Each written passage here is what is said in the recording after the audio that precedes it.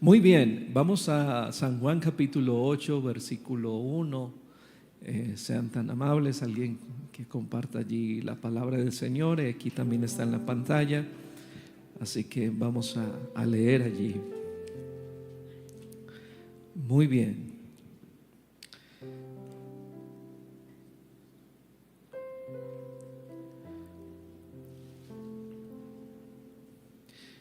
Bueno, si ya todos encontraron, pueden decir amén. Muy bien. Así dice la palabra del Señor, desde el versículo 1. Jesús se fue al monte de los olivos y por la mañana volvió al templo y todo el pueblo vino a él. Sentado él les enseñaba. Entonces los escribas y los fariseos le trajeron a una mujer sorprendida en adulterio y poniéndola en medio le dijeron: Maestro, esta mujer ha sido sorprendida en el acto mismo de adulterio, y en la ley nos mandó Moisés apedrear a tales mujeres. Tú pues, ¿qué dices? Mas esto decían tentándole para poderle acusar. Pero Jesús, inclinando hacia el suelo, escribía en tierra con el dedo.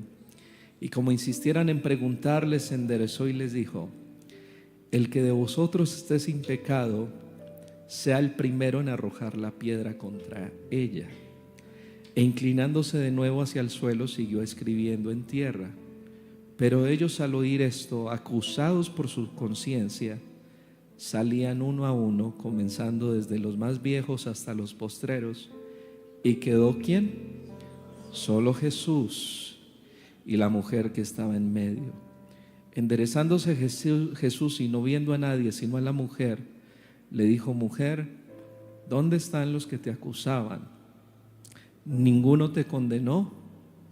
Y ella dijo: Ninguno, Señor. Entonces Jesús le dijo: Ni yo te condeno. Vete y no peques más. Esa es la palabra de Dios. Y aquí hay varias situaciones que se presentaron en un solo episodio.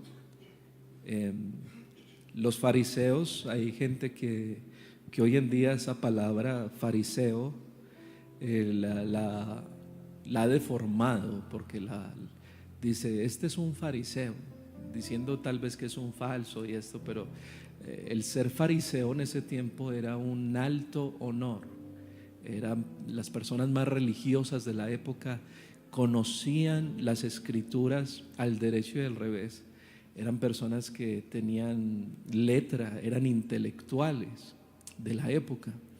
Así que los fariseos en ese tiempo tenían un gran privilegio, que conocían las escrituras como ninguna otra persona. Sin embargo, los fariseos asumían también la ley de una manera muy estricta.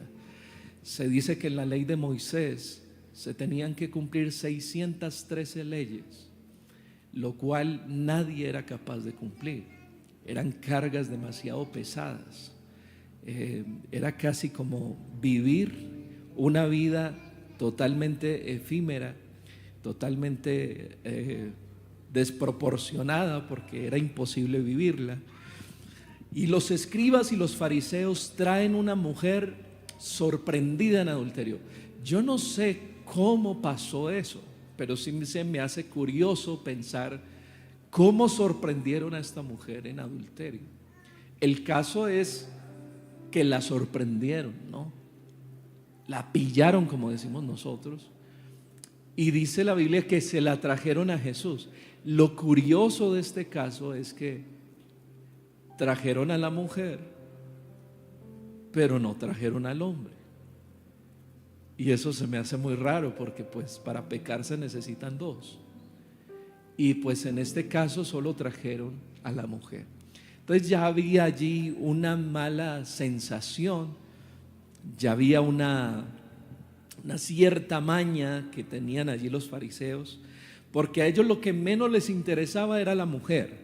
Lo que menos les interesaba era si la mataban o lo que menos les interesaba era el pueblo y mucho menos la ley. No les interesaba ni siquiera la escritura. Lo que les interesaba a ellos era tentar a Jesús. O sea, el objetivo principal de los fariseos era ver cómo podían hacer caer a Jesús, porque dicen, ellos aluden a la ley y le dicen: mira, en la ley de Moisés dice que esta mujer debe ser apedreada. Y aunque en parte tenían razón y aunque en parte tenía que ver con la ley, sin embargo ellos no estaban cumpliendo la ley a cabalidad, simplemente lo estaban haciendo por un carácter religioso. Y aquí voy con mi primera gallina. Lo primero que debo decir es que a usted y a mí nunca la religión nos va a poder salvar, a nadie. La religión no salva absolutamente a nadie. Puedes ir cada 8 días a una iglesia, puedes cargar la Biblia todos los días, puedes ponerte un vestido largo que arrastre toda la calle, puedes ponerte una corbata y loción todos los días, puedes hacer muchas cosas y eso no te va a salvar, porque no depende de la religión. Es más, hasta el día de hoy la religión no ha salvado a nadie todavía. ¿Sabe quién es el único que salva? Es el que murió en la cruz por nosotros. Es el que ama con amor eterno al ser humano. Así que ellos pedían que se cumpliera la ley de apedreamiento según la ley. Insistían los escribas y los fariseos que Jesús diese su opinión, es decir, le insistían, como quien dice, responde pues, porque venían a Jesús, que Jesús estaba con la cabeza hacia abajo y escribiendo en tierra. Así que la gente era esperando a ver su respuesta y Jesús solo callaba. Y yo le voy a decir algo muy especial, y es que en este caso Jesús tenía toda la autoridad de juzgar a esa mujer, porque Jesús no tenía pecado. Y Jesús podía decir y reclamarle a la mujer, podía inclusive cuestionarla y juzgarla y enviarle hasta la piedra más grande. Pero ¿sabe qué pasó? Jesús solo callaba, porque Jesús sabía que mientras esa mujer estuviera viva, ella tenía esperanza de regresar al Padre.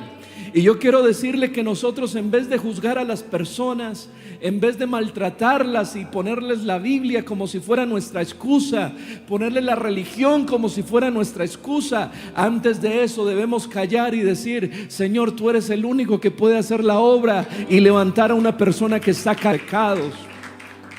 Jesús responde: arroje la primera piedra a aquel que no tenga pecado. Y ahí paró toda la algarabía. Y hubo un silencio como este, porque ahí es donde todo el mundo dice: oh. Y ¿sabe qué es lo peor que a veces nos pasa? Que nosotros juzgamos los pecados que yo no practico, pero yo practico otros. Uy, yo dije eso salió de mí. El caso es que nosotros juzgamos a otros por los pecados que no conocemos. Es más, le voy a decir algo más. La gente a veces nos ve a nosotros como santos, pero nos ven santos hasta que nos conocen de verdad. Porque el día que vivan con nosotros una semana en nuestra casa, van a decir: uy, que ese no es tan santo, es más pecador que yo. Porque todos somos santos hasta que nos conocen. Por eso la salvación no es de los hombres. La salvación es de un Dios que sí es santo, perfecto. Y aquí hay que decir algo bien interesante. Hay que decir algo bien interesante. Amigo que está aquí, nos sentimos felices que estés aquí. Pero cuando entre aquí, o entre un auditorio más grande próximamente, usted cada vez que entre, no piense que va a haber un museo de santos. No piense que va a haber aquí gente inmaculada con aureolas, porque esa aureola a veces le salen cachos. Es decir, nosotros somos gente imperfecta. La iglesia Dios la diseñó como un lugar que fuera un hospital para la gente, donde fueran los quebrantados de corazón, donde fueran los ciegos, los heridos, los leprosos, donde fueran los que están sucios. los que han pecado, los que se han revolcado, los que tienen malos pensamientos, los que a veces dicen malas palabras, los que a veces no se visten bien, los que a veces se visten mal, los gordos, los flacos. Es la iglesia del Señor, no es para gente perfecta, o si no, no sería la iglesia. Y hay gente que dice: no, es que Dios presenta una iglesia pura, sin manchas, sin arrugas, sin contaminación, y eso se oye muy bonito, y eso sí está en la palabra de Dios, pero es que así la ve Dios. Pero no quiere decir que la iglesia sea así.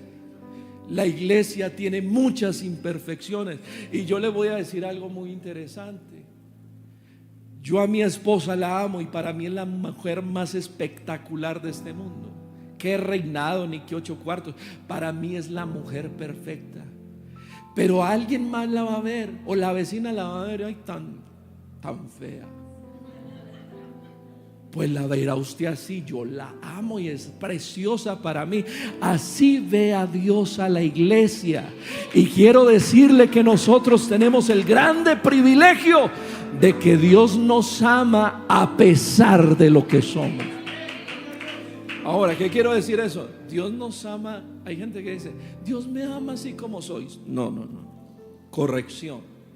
Dios no te ama como eres. Dios te ama a pesar de lo que eres. Es decir, Dios no ama tu pecado, Dios no ama tu mentira, Dios no ama tus malos pensamientos, Dios no ama nada de eso. Es más, el Señor quiere que te alejes de todo eso ya. Pero sí te ama a ti. Mis hijos, yo tengo 2 hijos, y ellos a veces me han mentido, y ellos a veces hacen pilatunas y cosas así.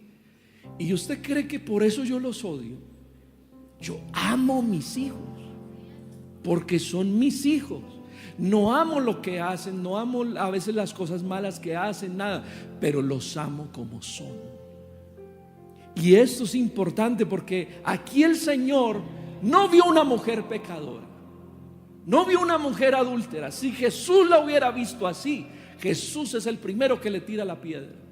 Jesús vio una mujer que necesitaba la misericordia de Dios. Y esto es tan importante, hermanos, que nosotros entendamos que la gente muchas veces llegan momentos donde dice: yo no quiero pecar, pero lo hago. Yo no hago esto, pero lo practico. ¿Qué hago? Y aquí hay algo bien interesante. Nosotros vivimos en un mundo, escuche bien esto, donde la población mundial actual, hasta el día de ayer, estaba en más de 8 billones de personas, donde estaban naciendo 82 millones de nacimientos, y donde estaban muriendo solo en este año 37 millones de personas. Y las personas que murieron hasta ayer fueron 102.946 personas. Y hasta ayer habían solamente, en personas que se habían suicidado hasta el día de ayer, 800,000 personas en este año. Eso es mucha gente.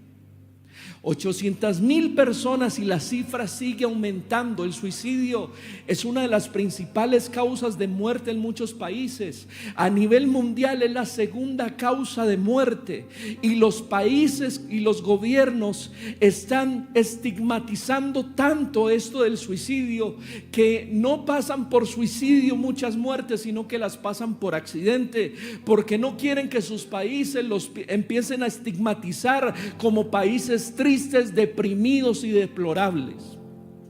El suicidio en gran parte de las ocasiones está relacionado con trastornos mentales.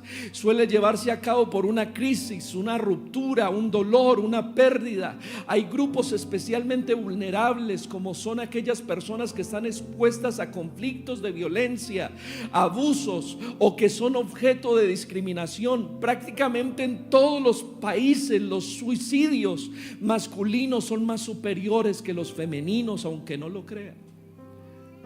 Es decir, los hombres se deprimen más que las mujeres. Increíble eso. Yo cuando vi eso me quedé: ¿qué? ¿Es en serio? Y créame, No quiero faltar el respeto a nadie, escúcheme esto, pero los psicólogos ya están hablando del día 28 de los hombres, de una desproporción hormonal y emocional, solamente que los hombres no lo dicen y se lo callan todo el tiempo, pero también sufren.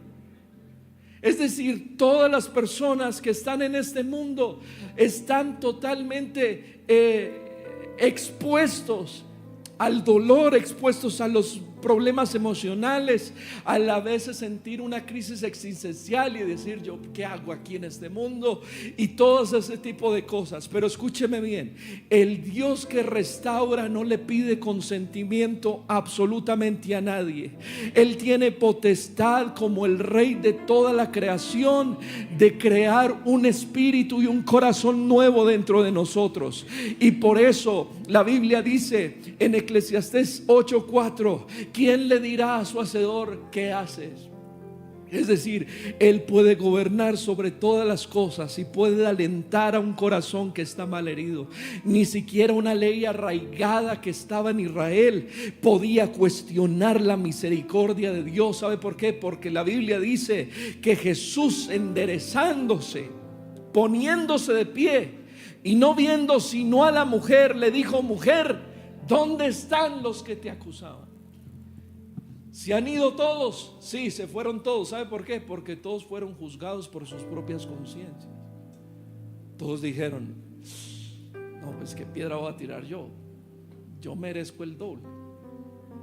Yo fallé la semana pasada, solo que nadie lo sabe. Y el problema es que nosotros juzgamos lo que vemos y conocemos, pero hay gente que no sabe ni nos conoce ni sabe qué ha pasado con nosotros. Y si supieran, hay una canción por ahí que muchos escuchamos: cuando nadie me ve, en la intimidad, donde no puedo hablar más que la verdad, donde no hay apariencias, donde al descubierto queda mi corazón, allí soy sincero, allí mi apariencia de piedad se va. ¿Y qué quiere decir? Que nosotros delante de Dios estamos desnudos todos. Así que no nos creamos mucha Coca-Cola del desierto ni el último chito de la bolsa. No, bueno, todos somos falibles. ¿Sabe qué es usted sin Dios? Si usted dejara de respirar por 5 o 4 minutos, ¿sabe qué pasa a ser? Un pedazo de barro con pelo. Eso es. ¿O no? Y aquí bien interesante es esto. Ya voy a empezar a terminar. Denme 2 horas y termino. Yo quiero decirle esto: todos llegamos al Señor en algún momento heridos por muchas cosas, heridos por un pasado, heridos porque son heridas que nosotros también mismos causamos, por malas decisiones, por un mal matrimonio, por un abuso desde la niñez, tantas cosas. Por ejemplo, quien les habla aquí, soy el menor de 3 hijos. Y ya lo he dicho aquí, nosotros sufrimos un abandono desde muy niños de nuestro padre y se fue. Así que yo toda la vida crecí con una amargura en mi corazón y siempre me reclamé por qué mi papá nos dejó. Y para mí, o sea, no saben lo difícil que fue saber de que yo no tenía un papá que me dijera: mira, ¿sabes qué? Así se conquista una novia, o así se aprende a jugar balón, o mira, ¿sabes qué? Así se afeita uno. Yo me acuerdo la primera vez que se afeitó el hijo mío. Eso parecía un cuento cómico, hermano. Pero yo me ponía a pensar: ¿cuánto hubiera dado yo porque mi padre se hubiera hecho al espejo conmigo y él con su crema y todo, y los dos ahí, yo tratando de aprender así fuera bien lampiño, pero yo quería eso? Entonces yo me amargué con la vida y empecé a practicar satanismo, empecé a practicar cosas horribles y me empecé a alejar cada vez más de Dios. Es más, yo decía, Dios no existe. Si Dios existiera, Él no me hubiera dejado solo. ¿Dónde estaba Dios la noche que mi papá nos dejó? ¿Dónde estaba Dios esa noche? Que casi que me quería aferrar a su pantalón para que no se fuera. ¿Dónde estaba Dios? Y me empecé a amargar con Dios, con la vida, con todo el mundo. Yo me acuerdo que pasaba por una iglesia pequeñita, humilde, que había por ahí cerca de la casa, y yo llegaba y le tiraba unas piedras grandes al techo. Y era ese techo de zinc que suena durísimo, y yo le pegaba, eso sonaba ¡pum! Y gritaban las viejitas de la iglesia: ¡ay, poder! Se asustaban, y yo muerto de la risa, y yo riéndome de todo eso. Y un día llego a la iglesia, y cuando llego allí, hermano, me siento en una silla. Ustedes no saben cómo fui yo. Esta gente que vino aquí, qué gente tan culta, tan educada, tan linda. Ya les ve la gracia. Pero cuando yo llegué por primera vez a la iglesia, ¿sabe cómo entré? Entré con una camiseta, una pantaloneta y comiendo empanada. Y mi hermano que estaba al lado mío me decía: ¿usted no le da vergüenza? Quítese eso, bote eso. Y no ve que el pastor que está ahí es muy estricto, me dijo. Y yo: que me diga algo y le tiro esta empanada en la cara. Seguro, así le contesté yo. Y yo sabía que el pastor era muy estricto, era así cariserio. No era así tan guapo como el que hay aquí. No, era uno así serio. Y yo dije: que me diga algo y verá. Pues no me dijo nada. Y cuando se terminó el servicio me dice: bienvenido. Y yo: más le vale. Y así. Y no iba yo a la iglesia, no me interesaba. Yo decía: esa gente parecía haciendo arepas, ahí hace aplausos y todo ese tipo de cosas. ¿Qué hacen? Yo no entendía eso. O sea, quiero ser transparente con ustedes, porque yo sentí lo que tal vez algunos de ustedes sienten cuando vienen aquí. Solamente que ustedes no lo dicen, yo sí lo digo. Y llego yo y estaba allí un día. Me acuerdo que entré a un culto. Habían unas 15 personas. Solo habían mujeres en ese servicio porque era culto de damas, ¿no? Y yo me siento ahí, mi hermano y yo, los únicos 2 hombres en el culto. Y empiezan a contar un coro con una guitarra desafinada, 2 muchachas de la iglesia cantando, y empiezan a cantar ese coro que dice: al estar en la presencia. Jamás había escuchado ese himno, esa canción. Y penetró tanto esas letras en mi corazón que yo empecé a llorar por primera vez en mi vida delante de otra persona. Y cuando mi hermano llega y me dice: ¿qué le pasó? Y le dije: nada, un sucio, le dije yo. Y limpiando, eso fue un jueves. Al sábado yo no quise ir, pero mi hermano llega del culto y le digo: ¿cómo le fue? Dijo: de lo que se perdió. Y me dejó una espinita, mano. Y yo dije: Dios mío. Y nunca había ido yo un domingo en una mañana como usted que vino hoy, nunca. Pero ese domingo fui. Y ese día me quebranté mucho, lloré mucho. Pero yo no sabía por qué lloraba. Yo decía: ¿qué me pasa? Me estoy volviendo, perdóname la expresión, estoy volviendo nena, dije yo. ¿Qué me pasa? Yo no soy así. Y cuando salgo, me dice alguien que estaba ahí en la puerta, dijo: no se asuste por eso. ¿Sabe qué está sintiendo? Usted está sintiendo la presencia de Dios. Y mi hermano dice: ahorita lo dejo, ahorita vengo, tengo que ir porque voy para las doctrinas, para el bautismo. Dice. Yo: ¿qué es eso? ¿Cuál doctrina? ¿Cómo así? ¿Qué es eso? No, son enseñanzas previas al bautismo, porque yo me voy a hacer bautizar, me dice mi hermano. Y yo le dije: ¿y cómo? Y yo también puedo, le digo yo. Pero yo ni idea, hermano. O sea, yo simplemente lo dije como por dejarme llevar. Y dice: pues pregúntele al pastor. Le pregunto al pastor: pastor, ¿puedo estar ahí en la enseñanza? Digo: sí, claro, adelante. Termina la enseñanza y le digo al pastor: pastor, yo puedo ser bautizado, ¿usted qué dice? Y me dice, si usted cree con todo su corazón, adelante. Hermano, eso que yo estaba haciendo generalmente no se hace. Es más, cuando yo estaba saliendo de ahí de la iglesia, ¿sabe qué me decían todas las personas? Que se va a bautizar usted. Eso es una falta de respeto. Usted no conoce nada de la iglesia, nada de Dios. Usted no lee la Biblia, usted no sabe nada de esto. Usted va a cometer un error donde haga esto. Y yo me quedé como, ¿será que sí? Y alguien que estaba al lado dijo, eso no le eche mente a eso. Si Dios lo llamó, hágale adelante. Y pues sí, al otro día eran los bautismos, era el lunes festivo. Mire, todo pasó en menos de una semana. El lunes festivo nos fuimos por ahí, kilómetro 41, cerca a Manizales. Para ahí le llaman cerca a La Rochela. Y allá iba yo en el bus, y yo, que no se estrelle este bus antes de que yo me bautice, porque si no me quedo sin salvación. Y cuando llego allí, me bautizaron en el nombre de Jesús. Les voy a mostrar una fotico.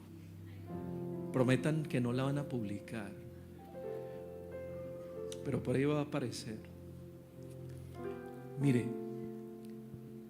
aquí me van a ver a mí.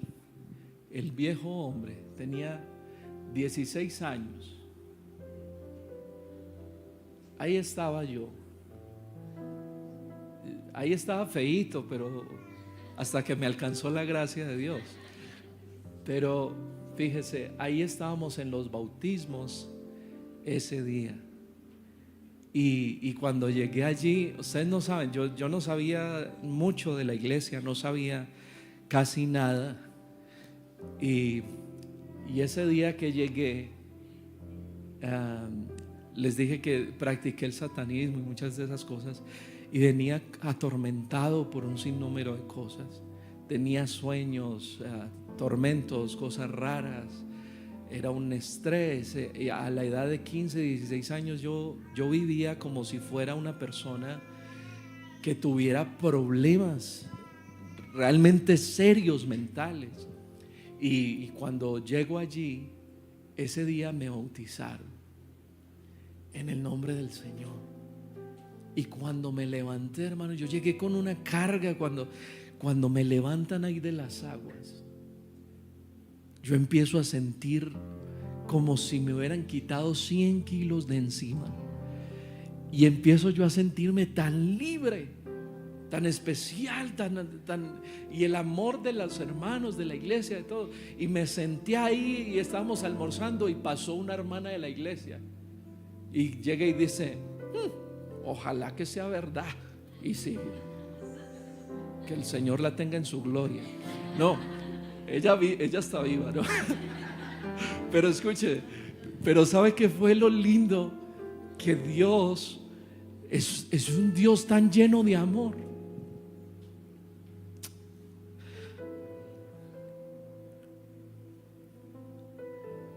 Que si fuera por un reglamento, yo no estaría aquí. Y esa canción, ¿dónde estaría hoy si no me hubieras alcanzado? Yo participé con bandas, cosas feas, y yo decía, ¿qué pasaría si el Señor no me hubiera encontrado? ¿Qué pasaría de mi vida? Tal vez estaría en un cementerio, en un hospital, en un andén, como muchas veces me vieron, en un andén con una garrafa de aguardiente. Los vecinos pasaban por el lado mío y llegaban y meneaban la cabeza diciendo, qué pesar de doña Miriam. Doña Miriam era mi mamá. Y todo el mundo decía, qué pesar de esa señora tan buena gente que es, pero ese hijo que se mandó. Todos decían ese. Y le voy a decir una cosa, todo eso era cierto. Y cuando llegué a la iglesia, no crea que llegó una persona buena. Es más, Dios no recibe gente buena. Dios recibe gente herida. Dios recibe gente quebrantada, gente rota, vasijas rotas. Dios vino por los enfermos, no por los sanos. Aquí está gente que necesita de Dios. Le voy a decir algo, hay gente que dice: oh, yo no he cometido tanto pecado. Escúcheme, el que diga eso es más pecador que todos, porque no hay nada que pueda ser más pecador que una persona que no crea en el evangelio. ¿Sabe por qué? Porque la Biblia dice que el que no ha creído al evangelio, el que no crea el nombre del Señor, ya ha sido condenado desde antes. Y quiero decir esto muy especial: aquí hay un Señor con los brazos abiertos que le dice, como le dijo a la mujer: mujer, ni yo te condeno, ni yo. ¿Sabe qué quiso decir? Yo puedo condenarte, yo puedo juzgarte, yo puedo tirarte la piedra más grande. Es más, el apedreamiento era una de las muertes más horrendas que habían en ese tiempo. ¿Sabe cómo lo hacían? Los muchachos, los jóvenes traían las piedras más pequeñas, los varones más grandes llevaban las piedras más grandes. Decía que tenían que apuntar a la cabeza, y cuando cayera la víctima traían la piedra más grande y se la sentaban en el pecho, y así las personas morían por apedreamiento. Y quiero decirle que a esa mujer le esperaba eso, le esperaba estar muerta y ser el escarnio público. Pero yo le doy gracias a Dios que siempre hay un Jesús que se atraviesa en el destino de una persona, y quiero decirle que Dios se quiere atravesar en su destino hoy. ¿Hay fotos? ¿Hay más fotos o no hay más fotos? ¿Qué más hay por ahí? Si hay más fotos. ¿Sabe por qué? Porque algunos no quisieron poner sus fotos porque les da pena. Aquí estaba mi esposa. Esa era mi esposa. Pues siempre ha sido linda, ¿no? Pues, ¿qué le vamos a hacer? Pero yo tengo muy buena mano, ojo. Aquí hay otra foto. Carolina. Ok. Y esta era Andrea y Darío, que están allá desde Bogotá. Mañana vienen. Pero así estaban. ¿Y quiénes son estas bellezas? Páreme eso ahí. Si quieren llamamos a la fiscalía. Pero ¿sabe por qué pasa eso? Porque en esto se cumple. Y yo no sé si los que están agradecidos con Dios van a decir gloria a Dios por eso. Pero sabe que la Biblia dice que el Señor vino a buscar y a salvar lo que se había perdido. Y esto es, hermanos, esa es la razón del evangelio. ¿Y por qué predicamos el evangelio? Porque el Señor vino a buscar y a salvar lo que se había perdido. Aleluya. Aleluya. A ver, y mírenme en esta fichita. ¿Dónde está? Véalo aquí, póngase de pie, hermano. ¿Por qué la pena, hermano? Mírelo. Y todos nosotros podemos decir, todos nosotros tenemos un pasado de esta y esta manera. Pero le voy a decir, y con esto concluyo, la misericordia de Dios es equilibrada. ¿En qué sentido? En este: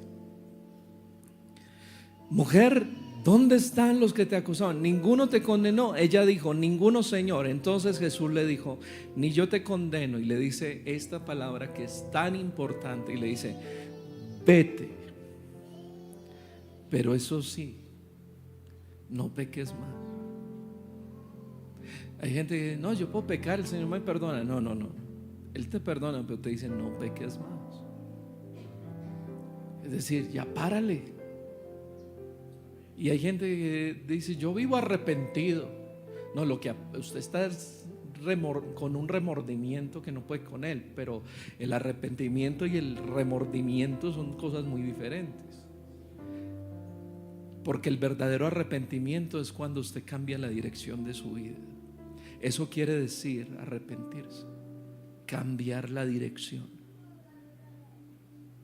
Pero esto todos sentimos dolor cuando fallamos, todos sentimos dolor cuando hacemos algo malo, pero eso simplemente es dolor por haber fallado. Pero el arrepentimiento, el verdadero arrepentimiento, es cambiar la dirección de la vida. Y aquí el Señor le dice: vete, y eso sí, no peques más.